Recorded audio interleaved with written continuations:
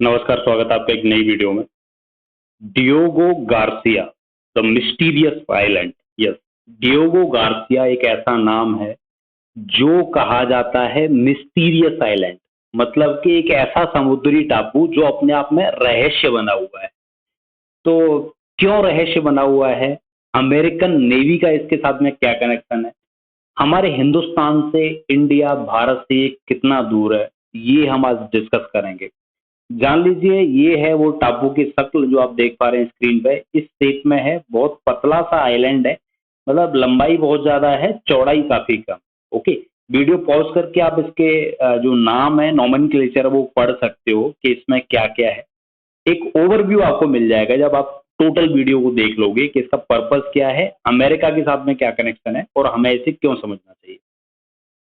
तो इसकी लोकेशन जानने के लिए आपको देखना पड़ेगा कि ये इंडिया का मैप है और यहाँ आप नीचे आओगे तो आपको लिखा मिलेगा डियोगो गार्सिया, नीचे की तरफ जहां मैं कर्सर घुमा रहा हूँ।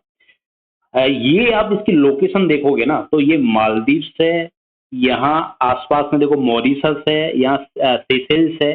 तो पास में लोकेशन इसके कोई भी नियर बाई कंट्री अगर मिलेगा तो मालदीव्स मिलेगा आपको, जो कि इतना पास में फिर भी नहीं है।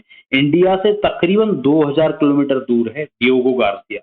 तो एक समय पे क्या था कि मॉरिशस में जो चागोज, आप पढ़ पा रहे होंगे, चागोज, CHAGOS, चागोज आर्चिपेलागो। मतलब कि ये आर्किपेलागो, यहाँ पे कुछ आइलैंड का समूह है, उसको आर्किपेलागो बोलते हैं हम। तो ये जो चागोज, बहुत सारे टापू थे, चागोज सीरीज थी यहाँ पे, इस पे कब्जा हुआ करता था मॉरिशस का एक टाइप पे। ओके, तो उसी में चागोज सीरीज में ही डियोगो गार्सिया एक आइलैंड है सिर्फ, जिसके ऊपर मॉरिशस का कब्जा था एक समय पे।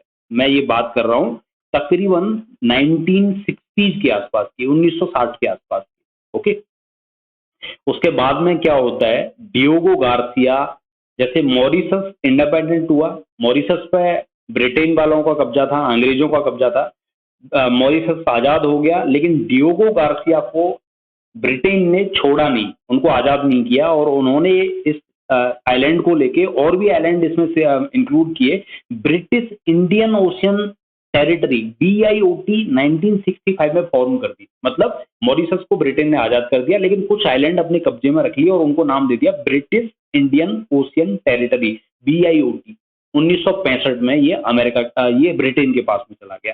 उसके बाद में क्या होता है, 1966 में यहाँ पर 924, तकरीबन 1000 लोग रहते भी थे। यहाँ माइनिंग की जाती थी, फैक्ट्रीज लगी हुई थी कुछ, तो थोड़ी बहुत वर्कर्स हैं वो यहाँ पर आए हुए थे और वो यहाँ पर रहते थे।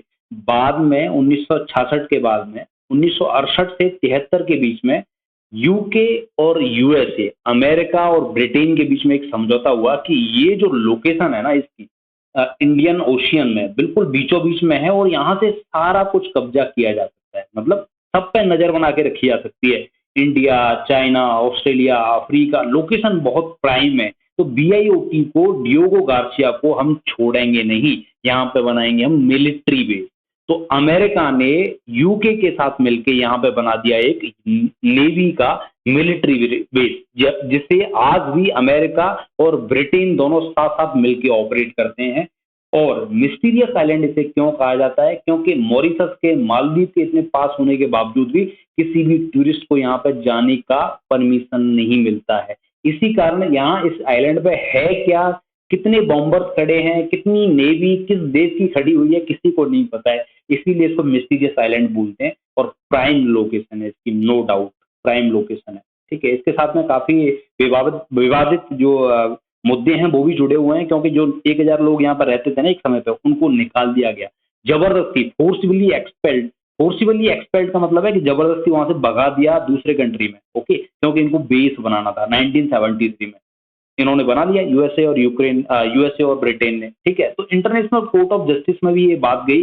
मॉरिशस बोलता है कि ये हमारे टापू हैं और जबरदस्ती लोगों को यहाँ से भगाया जा रहा है, USA, ब्रिटेन ने इसको कब्जा करके रखा हुआ है। तो काफी केस इंटरेस्टिंग हो गया था, लेकिन अल्टीमेटली USA ने क्या किया, ब्रिटेन के साथ में मिलकर एक ट्रीटी साइन करी थी पहले 50 सालों के लिए, कि 50 सालों तक हमारा कब्जा रहेगा इसके ऊपर।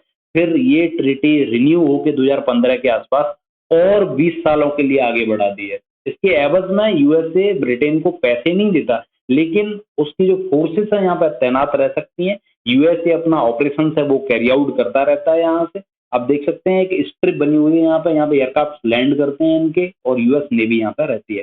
ठीक है, बॉम्बर मेनली यहाँ पे बॉम्बर बताया जा रहा है, B2 बॉम्बर की बॉम्बर अमेरिकन नेवी का, यूएसए नेवी का यहाँ हमेशा तैनात रहता है, और इससे एडवांटेज मिलता है उनको कि इंडियन ओशियन में उनका एक बेस है, तो जरूरत पड़ने पे अमेरिका जो इतना दूर है वहां से उसको नेवी भेजने की जरूरत नहीं है, बस यहाँ पे उनको कॉल करके मैसेज देने की जरूरत है, और आसपास में जहाँ भी हरकत करनी है वो कर लेंगे, यहाँ से उनकी नेवी चली जाएगी आसपास की कंट्रीज में, चाहे वो चाइना हो या अफ्रीका का कोई कंट्री हो, उससे टैकल करने के लिए। तो ये एडवांटेज है इस बेस। तो ये जो इसका इश्यू है ना कि मॉरिशस क्लेम करता है कि हमारे टापू थे, चागोज आइलैंड तो हमारे रहे हैं, ये आर्किपेलागो तो हमेशा हमारा रहा है।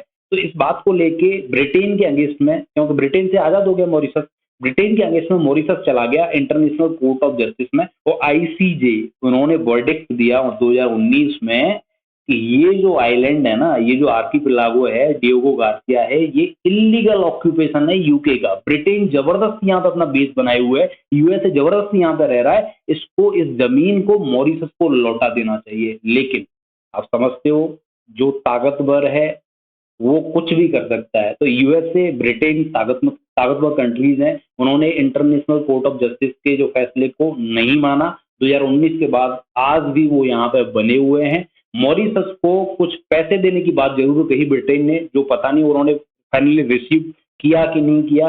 हालांकि उस टाइम पे डिसएग्रीमेंट था, पैसे लेने के लिए मना किया था मॉरिशस ने कि हमें तो अपनी जमीन वापस चाहिए, पैसे नहीं चाहिए।